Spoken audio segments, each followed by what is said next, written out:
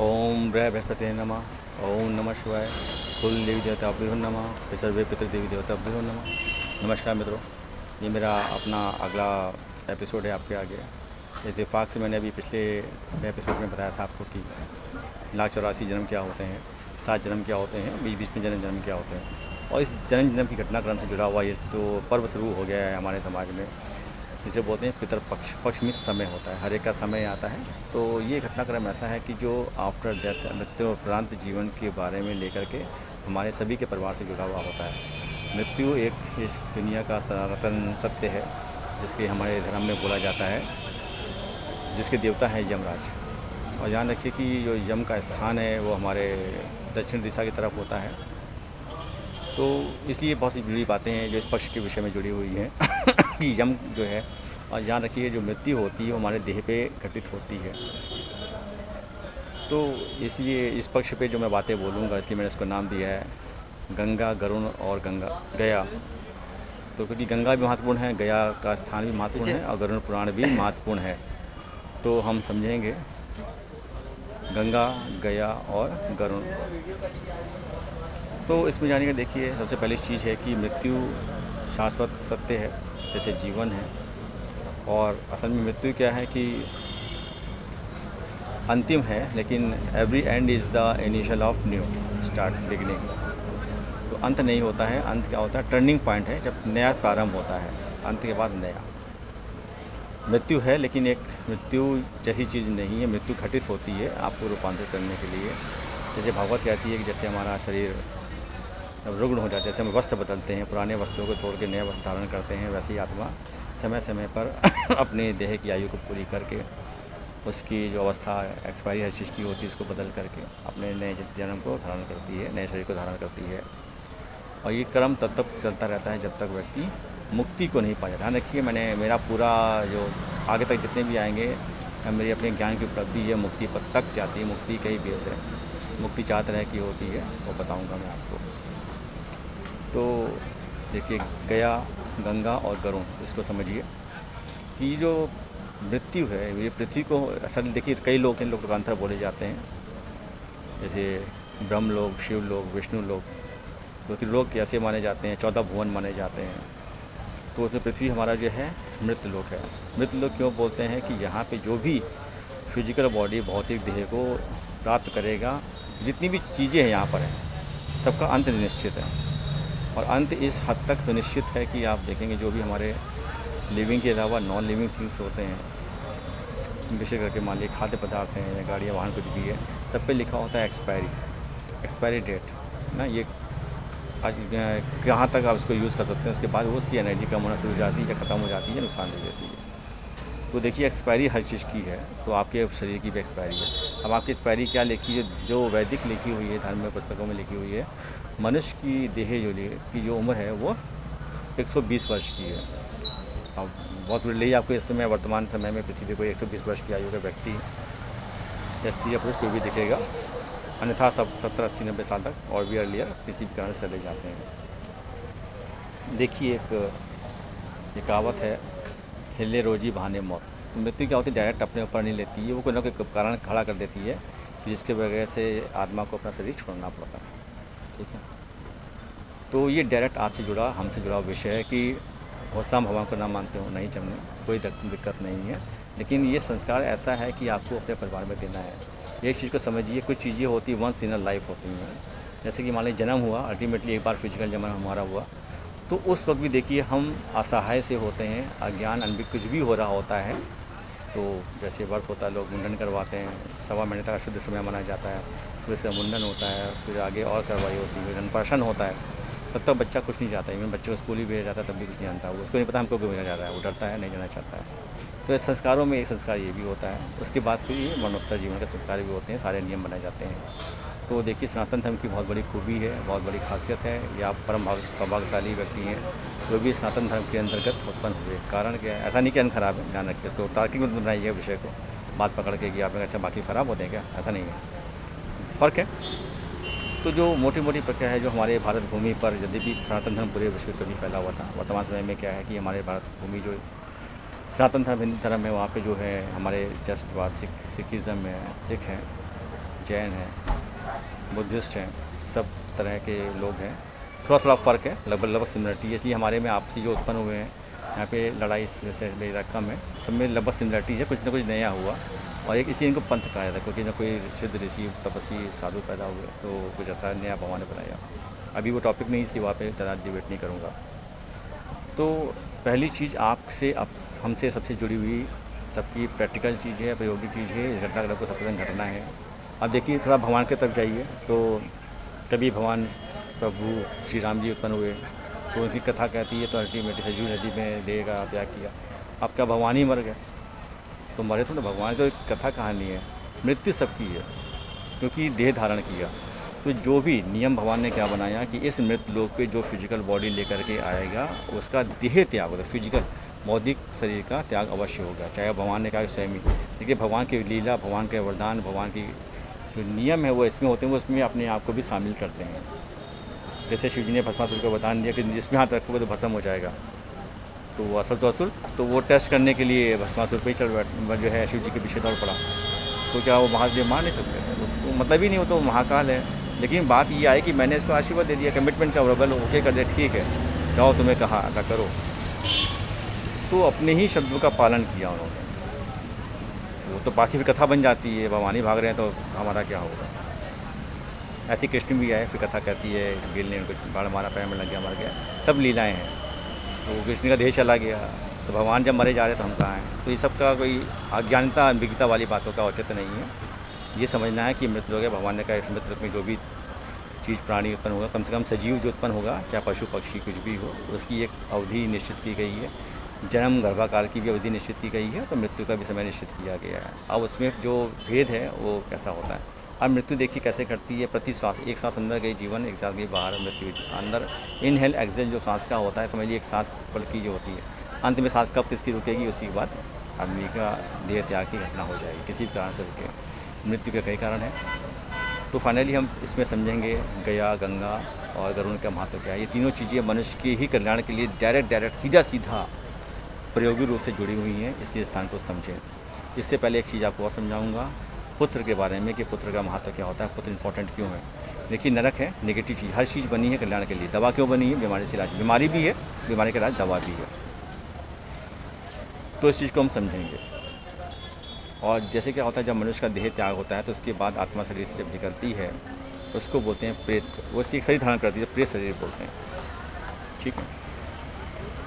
तो फिर इस हिसाब से क्या होता है, इस शरीर को बाद जो क्रिया होती है वो जाता है। अब देखिए लोग तार्किक हो जाते हैं, क्या बोलते हैं, हमने तो देखा है, हमने भगवान नहीं देखा, कोई भगवान सामने और भी चीज़ों पर तर्क वितर्क करते हैं।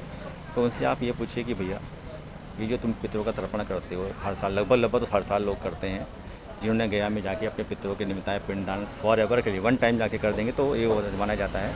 गया में जो पितरों के निमित्ताय तर्पण कर देता, अपना पिंडदान कर देता है, तो वो हमेशा के लिए उसको बार बार करना नहीं पड़ता है। तो अभी हर एक स्थिति भी फाइनेंशियली ऐसी नहीं होती है, ना ऐसी भावना हो जाती है, ना ऐसा वहाँ जा पाता है। अल्टीमेटली साल भर तक लोग करते हैं, अभी हम लोग भी करते हैं और लोग भी कर रहे हैं, वो दुनिया में ऐसा बहुत से लोग हैं, लगभग हैं।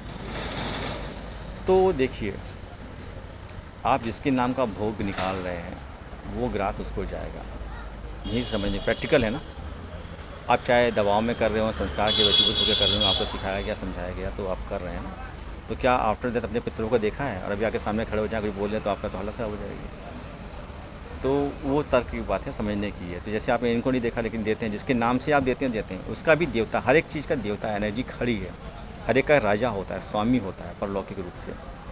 तो जो पितृ हैं, पितरों का लोक जो सूर्य के उधर, चंद्रमा के, चंद्रदेव की जो है उधर भाग्य माना जाता है। और जो यम का स्थान है हमारे पृथ्वी के दक्षिण दिशा की तरफ होता है, दक्षिण दिशा में यमलोक होता है, ठीक है। यमपुरी यम का देवता उधर ही है, काल का स्थान उस तरफ ही है, इसीलिए दक्षिण दिशा का बड़ा महत्व है। तो पहला पॉइंट ये, जब कभी डेथ होती है किसी व्यक्ति की, उसको क्या होता है, दक्षिण उत्तर दिशा में डाला जाता है, पैर दक्षिण की तरफ और सर उत्तर की तरफ। इसका रिलेशन प्रैक्टिकली जुड़ा हुआ है मैग्नेट से। आप जैसे आपने विज्ञान में पढ़ा होगा, स्कूल में पढ़ा होगा, नहीं भी जानते तो समझ लीजिए। जो चुंबकीय क्षेत्र है वो नॉर्थ और साउथ को तरफ है, जो वेव्स जाती हैं उत्तर दक्षिण दिशा की तरफ जाती रहती हैं। तो वेव्स का प्रभाव प्रतिपल है, प्रतिक्षण है, इसलिए उस दिशा में डाला जाता है, उसका नेगेटिव इफेक्ट कभी नहीं आता, वो क्रॉस करके ही जाएगा। आप कभी भी चुंबकीय सुई लिए, उसको आप स्वतंत्र छोड़ दें धागे से लटका करके, वो हमेशा नॉर्थ साउथ पोल में रुकेगी। जो साउथ होगा वो नॉर्थ की तरफ होगा, जो उसका नॉर्थ होगा उसकी साउथ की तरफ होगा, ऐसे अपोजिट डायरेक्शन में, लेकिन फाइनली उसमें जाके टिक जाता है। यही कॉन्सेप्ट है आफ्टर डेथ डेड बॉडी को रखने का। पैर दक्षिण की तरफ और सर उत्तर की तरफ। अब दूसरी बात आती है, दक्षिण का यही महत्व है। दक्षिण दिशा में मंगल का स्थान है। मंगल देवता के जो स्वामी हैं वो हनुमान जी हैं, रुद्र माने जाते हैं। और पूरी पृथ्वी पर एक महादेव का, जो कि काल के परे महाकाल है, मोक्ष के दाता हैं, कल्याणकारी हैं, तो उनका जो एक ज्योतिर्लिंग है महाकालेश्वर, दक्षिणमुखी महाकालेश्वर ज्योतिर्लिंग, दक्षिणमुखी महाकालेश्वर ज्योतिर्लिंगाय नमः। तो इसको भी समझें। तो ये एक परमात्मा का विधान है, डायरेक्ट आपके शरीर पे घटता है। दूसरी बात याद रखिए कि मृत्यु घटती है वो सिर्फ शरीर पे घटती है। भौतिक शरीर के लिए मृत्यु बना है, काल जैसे बोलते हैं, यम। जैसे किसी से बोलो काल शब्द आप प्रयोग कीजिए, तत्काल उसके मन में क्या बताया कि काल, यानी कि यम, यानी कि मृत्यु, आपका काल आ गया, सीधा यम पे चला जाता है। तो उसका नियम, उसका जो भगवान है उसका नाम है यम देवता। यम क्या है? सूर्य के पुत्र हैं। सूर्य विभिन्न वैसे सनातन शक्ति के स्वरूप है, उसका जो एक रूप है वो है समय। कि सूर्य के रथ में 7 घोड़े हैं, 7 घोड़ों में से एक चक्र लगा है, और एक जो पहिया है उनका वो समय का लगा। जब रचना हुई तो अरे एक तरफ तो पहिया ही नहीं है, तो प्रभु ने कहा कि उनका जो दूसरा चक्र, जो पहिया चक्र होगा उसका वो समय का चक्र होगा। इसलिए सूर्य समय के कोतक भी हैं। इसलिए अपने घरों में जब घड़ी लगाते हैं, प्लीज़ राउंड शेप की लगाएं, गोल शेप की लगाएं, एक्स शेप की लगाएं। इसके अलावा किसी तरह की घड़ी ना लगाएं, वो नकारात्मक प्रभाव आपको दिखाएगी। तो अब जानेंगे पुत्र का क्या महत्व है।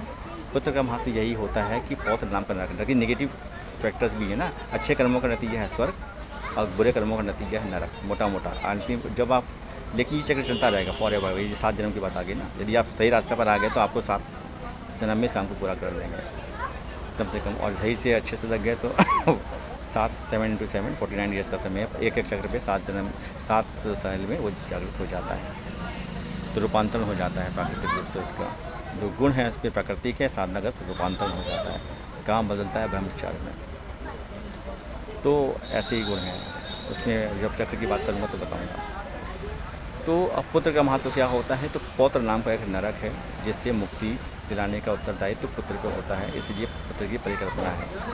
ये बहुत कम शब्द में बता दिए कि पुत्र की कल्पना समाज हमारा क्यों करता है। देखिए पुराने समय में भले शिक्षा, जो स्कूली शिक्षा है हमारी की है, कॉलेज है, यूनिवर्सिटी, लोग विदेश तक जा रहे हैं, ऐसा बहुत कम था, लगभग ना के बाद था। लड़कियों के लिए बिल्कुल ही नहीं था, लड़के भी ऐसी ठीक है पढ़ गया जो भी था। लेकिन ये संस्कार थे, रिचुअल्स थे, वो बहुत मजबूत, सुदृढ़, परिपक्व थे, उससे ही चलता है। तो उसमें क्या होता है, कुछ चीज़ें वन टाइम होती हैं। शादी ब्याह एक टाइम होता है कम से कम, तार्किक मत होइए। तो डिवोर्स हो गया तो क्या होगा, फिर हो गया। मृत्यु भी वन टाइम होती है। तो क्या ऐसे तो विषय होते हैं वन टाइम होता है, तो लोग अपने बड़े बुजुर्गों के संपर्क में आते हैं। अब क्या करें, दादाजी क्या करें, दादी क्या करें, चाची क्या करें, सब तो बड़े बुजुर्ग जो होते हैं वो बताते हैं उसके विषय में कि अब क्या किया जाए। तो ये भी लिपिबद्ध होना चाहिए। मैं रिक्वेस्ट करूँगा कि अपने आज के जो इस तरह के संस्कार हैं उसको एक लिपिबद्ध करके अपने आने वाली जनरेशन है उसको अवश्य दें और बताएं, और इन सब कामों में शामिल करें, क्योंकि इसकी ज़रूरत खुद आपको पढ़ने वाली है, पड़ेगी आफ्टर डेथ। समय कभी तक कभी मरता है व्यक्ति, तो उसके बाद की घटनाक्रम के लिए। और सनातन धर्म पूरा प्रायोगिक है, इसलिए सारे सब कुछ इसमें रखा हुआ है। जन्म से लेकर मृत्यु, मृत्यु के बाद मुक्ति तक के मार्ग के बारे में सब विधियाँ दी गई हैं। बस को फिल्टर करने के अलग अलग किया जाएगा कि किस विषय पे क्या चीज़ बनी है। तो पहला ग्रंथ जो बना है वो है आपका गरुड़ पुराण, इसी विषय से लेकर के। कृपया इसका अध्ययन करें, विधिवत समझें कि कैसे किया जाता है, दाह संस्कार कैसे होगा, ये के बाद क्या किया जाएगा, कैसे संस्कार किए जाएंगे, सब लिखा हुआ पढ़ें। बाकी मैं आपको बताऊँगा अभी एपिसोड में। दूसरी चीज़ है गंगा स्नान। आप गंगा में स्नान अवश्य करने की कोशिश करें, और जो कुंभ वगैरह के पर्व होते हैं इसका भी इस्तेमाल प्रयोग पूरा बूझें इस चीज़ के लिए कि ऐसा मिल जाए मौका हमको कि हम गंगा में स्नान कर लें, क्योंकि मुक्ति का धाम बताया गया, जो भगीरथ के द्वारा पृथ्वी पर आई, सबके कल्याण के लिए आई है। इसके पीछे कल्याणकारी कहानी लिखी हुई है कि गंगा को मिला के मुक्ति के लिए आप स्नान अवश्य करें, अपने पापों से मुक्ति हो, आपका दिल दिमाग सब बदलेगा। और एक वायु पुराण में एक कथा है जिसमें गया की कथा आती है कि गया नाम का एक असुर था जो ब्रह्मा जी के द्वारा पृथ्वी पर उत्पन्न हुआ, असुर कुल में उत्पन्न हुआ। देखिए असुर, राक्षस और दैत्य 3 कैटेगरी है। तीनों के जो गुरु हैं वो दैत्य गुरु शुक्राचार्य हैं। तो असुर कुल में जब उत्पन्न हुआ तो क्योंकि वो माँ के गर्भ से पैदा नहीं हुआ था, डायरेक्टली ब्रह्मा जी की क्रिया के जो सृष्टि कर जो भी कर रहे थे तो पैदा हुआ था। तो उसमें आसुरी प्रभाव कम था, वो तीनों नेगेटिविटीज़ और अहंकार की मात्रा कम थी, कल्याण की सॉफ्टनेस ज़्यादा थी। लेकिन वो चेता तो उसने कहा यदि मैंने अपने परिवार में अगर ऐसा कोई बड़ा काम करके नहीं दिखाया जिससे वाहवाही हो जाए। समाज, देखिए समाज का मापदंड है आपकी उपलब्धियाँ, आपका रूप रंग, फैमिली बैकग्राउंड, आपका स्टेटस, आप में कितने बड़े पद पे हैं, पढ़ाई लिखाई कर रहे थे तो कितना टॉप किया, उसके बाद नौकरी में आए तो कितने बड़े पद पे गए, बिजनेस कर रहे हैं तो कितना हाइयर है। तो समाज आपको अपनी उपलब्धियों से नापता है। आप नहीं नापेंगे, आप अपने आप को उस पे खड़े नहीं उतरें कहीं ना कहीं, तो आपकी वैल्यू नहीं करेगा। दुनिया का नियम ऐसे ही है। तो दुनिया का मापदंड आपकी उपलब्धियों पर है। तो उसने कहा कि मैंने कुछ ऐसा दम्भपूर्ण है, बाहर इसमें ईगो सेटिस्फाइड होती है, ऐसा नहीं करके दिखाया तो मेरा समाज मेरा सम्मान नहीं करेगा। तो वो फिर उसने क्या किया, तपस्या करना शुरू की। तो जो भी अपने साथ तपस्या करी, कुल मिला के विष्णु जी प्रसन्न हुए, ब्रह्मा जी प्रसन्न हुए। सबने कहा चल के इसको वरदान देते हैं। इसको ब्रह्मा जी से विष्णु ने कहा कि इसने कठोर तप किया है, हम लोगों को इसको वरदान देना चाहिए, चल के वरदान देते हैं। सब गया के पास गए तो उससे पूछा, हम तुम्हारी तपस्या से प्रसन्न गया, अब अपने जो मन में कामना है वो मांगो। तो देखिए, तो ब्रह्मा जी के थ्रू उत्पन्न हुआ था वो, तो इसलिए थोड़ा सात्विक था। ब्रह्मा जी जो एनर्जी के एक जनरेटर हैं, सृष्टि करता है, तो वो एक सात्विक रूप है। सात्विक रूप का जो प्रतिनिधित्व करते हैं वो ब्रह्मा जी करते हैं। राजसी गुण का जो प्रतिनिधित्व करते हैं वो विष्णु जी करते हैं, और तामसी गुणों का जो प्रतिनिधित्व करते हैं वो शिव जी करते हैं। तो उसमें क्या हुआ, तो सात्विक था वो। सात्विक आने के बाद क्या हुआ, वो सात्विक हो गया। तो उसने मांगा कि प्रभु पहला वरदान मुझे ये दीजिए कि जितने भी देवता हैं, देव हैं, ऋषि मुनिगण लोग हैं, सबका जो पुण्य है मुझे प्राप्त हो, और मैं उनका जो भोग है मुझे प्राप्त हो, जो पूजा पाठ उनका था मुझको मिले। दूसरा उसने वरदान मांगा कि मेरा जो दैत्य शरीर है वो छोटे, क्योंकि जैसे वो सॉफ्ट है, सुंदर है, उनके इस तरह से मेरा शरीर शुद्ध हो जाए, तो ऐसा भी होगा। तीसरा मुख्य जो वरदान जिसकी वजह से गया कहलाता है, तो उन्होंने मांगा कि मुझे ऐसा वरदान दीजिए कि जो भी इस दुनिया में धरती पे वर्तमान हमें जो है वो पापी लोग हैं वो मुझसे मिले, उनका मुझसे उद्धार हो, कल्याण हो, जो भी मिले उसका कल्याण ही हो। तो ऐसा हुआ, तो वो मिलने लगे, तो उन्होंने तथास्तु कर दिया कि ऐसा ही होगा। तब से क्या होने लगा, जो भी लोग पाप कर्म करते थे सीधा गया से मिले, गयासुर से मिले, या फिर भी सिंपल में कॉन्टेंट में कोई भी आ जाए, देखें, मिले, छुए, हर तरह से वो प्रभाव में आ जाए किसी भी तरीके से। तो प्रभाव में आने से क्या हुआ, सबकी मुक्ति होने लगी। तो देवताओं ने कहा, या समझिए जमदूतों ने कहा, धर्मराज ने कहा कि प्रभु देखिए कि ये क्या हो रहा है कि डायरेक्टली मिलता है, लोग जो बुरे कर्म करते हैं, पापी हैं, वो सीधा उससे मिलते हैं, सीधा उसकी मुक्ति हो जाती है। तो दंडात्मक प्रक्रिया है वो नहीं पूरी हो रही है। कुछ भी बुरा किया वो पूर्ण हो गया, मुक्त हो गया, तो गलत हो गया, तो महादेव की तरह हो गया। जब भी अच्छा है बुरा है, वो आया, पूजा पाठ करी, वरदान मांगा, भगवान ने दे दिया। तो उन्हें क्या किया जाए, तो भगवान ने कहा कि ठीक है, हम इससे कुछ करते हैं। तो ब्रह्मा जी ने उपाय किया कि हम गया के पास गए, कहा गयासुर, हम तुम्हारी तपस्या पूजा पाठ से बड़े प्रसन्न हुए, तो आपको वरदान दिया। अब हम तुम्हारी भूमि की जो 500 ये जो फैली हुई है उस पर हम यज्ञ करना चाहते हैं देवताओं के कल्याण के लिए, हमें अपनी भूमि दो, तो शरीर जो फैला हुआ है। तो गया मान गया, गया ठीक है प्रभु, तो मेरा भक्त, मेरे लिए बहुत सौभाग्य की बात है कि मैं आपके किसी काम आऊँ। तो उसने अपना देह दे दिया, 500 योजन तक जो फैला हुआ देह था, शरीर एरिया था, वो उसको दे दिया। तो ब्रह्मा जी ने यज्ञ प्रारंभ किया। तो क्या हुआ, उसकी तपिश से उसके शरीर में कंपन होने लगा। तो ब्रह्मा जी ने नाभि क्षेत्र से उसको कंट्रोल किया, उसको नियंत्रित किया। फिर विष्णु जी भी उसकी जो है छाती पर, हृदय क्षेत्र पर आ गए और अपने चरणों से उसको संभाला, संतुलित किया, अंततः वो मरने पर आ गया। तो उसने फिर प्रसन्न भगवान का, अब इस अंत समय में तुम क्या मानते हो, जान गया कि मेरी मृत्यु है। तो उसने भगवान से तब भी नाराज़ नहीं हुआ, कोई नकारा था बात नहीं कि आपने मेरे से छल किया, ऐसा कोई प्लान किया। तो उसने भगवान से, प्रभु अब मेरा समय है, तो मुझे पता है, तो मैं आपसे प्रार्थना करता हूँ कि आप मुझे फिर से वरदान कर पाओगे। मुझे बड़ा प्रसन्न है कि तुमने इस समय में भी अच्छे की बात कुछ सोच रहे हो, स्वीकार कर रहे हो मृत्यु को। तो उसने कहा, प्रभु मैं ये चाहता हूँ कि जैसे अभी तक मैं जीवित रहा, मैंने लोगों का कल्याण किया, लोगों का भला में से मिल के मेरे पास आकर के हुआ, तो मेरे जाने के बाद भी प्रत्येक व्यक्ति का कल्याण हो, उसको मुक्ति मिले, उसका हित हो। तो मेरा ऐसा वरदान दीजिए कि मेरे इस क्षेत्र में जो भी व्यक्ति अपने परिजनों के लिए, अपने पितरों के लिए अपनी पूजा पाठ करे, उनकी मुक्ति के लिए जो आपने नियम बनाया उसको करेगा, तो उसको भी बाद में भी मुक्ति मिले इस स्थान से। तो वहाँ भी भगवान ने तथास्तु कहा। तो वहाँ से गया का स्थान 500 योजन की जो भूमि थी वो पवित्र हो गई। यहाँ पे सभी देवी देवता भी विद्यमान होंगे, इंक्लूडिंग ब्रह्मा जी भी यहाँ पे विराजमान है इस तरीके से, और विष्णु जी भी हैं। सभी ने कल्याण दिया, कल्याण किया, आशीर्वाद उसको दिया, उसका कल्याण हुआ। तो इसलिए गया का महत्व है। तो यही मैं अपना इस वक्तव्य को समाप्त करता हूँ, और सभी कल्याण सब पे शिव कृपा करें, सभी पितरों का कल्याण, सभी पितृ देवी देवताओं के नमः शिवाय।